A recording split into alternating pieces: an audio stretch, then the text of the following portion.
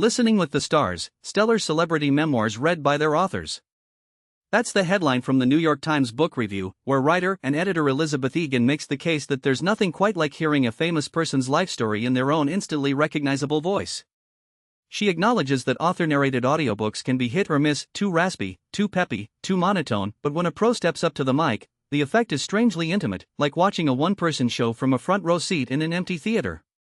Egan shares 3 standout picks, all worth listening to at regular speed, because why rush genius? First up, Bruce Springsteen's Born to Run, an 18-hour, 12-minute unplugged anthem. Egan listened to a chunk of it while driving to the Jersey Shore for Memorial Day weekend and says it unlocked a new level of Garden State pride. Even if you've never strolled the boards in Asbury Park, the boss's bare-knuckle tale of crooning his way out of Freehold is worth a listen.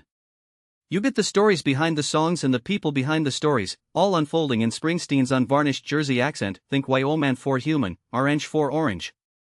It's also a timely way to observe the nation's 250th birthday by learning the genesis of his most misunderstood song, Born in the USA. Next, Barbra Streisand's memoir, which clocks in at a staggering 48 hours and 7 minutes.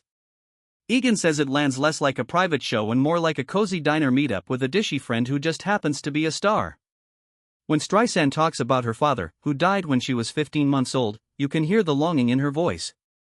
When she describes her early acting classes at a theater where a young Dustin Hoffman was earning his keep as a janitor, you hear fondness and nostalgia. The physical book comes with glossy photos, but the audiobook includes so many riffs, musings, and sighs that they get a special call-out on the publisher's website. Finally, Sinead O'Connor's Rememberings, a 7-hour, 15-minute listen.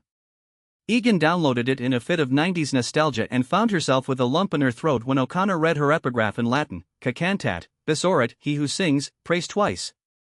By the time she learned what those words meant to O'Connor, she was crying. O'Connor suffered mightily, first at the hands of her mother, whom she speaks of with forgiveness, then in the court of public opinion after she tore up a picture of Pope John Paul II on Saturday Night Live in 1992, protesting sex abuse in the Catholic Church long before the crisis was widely known.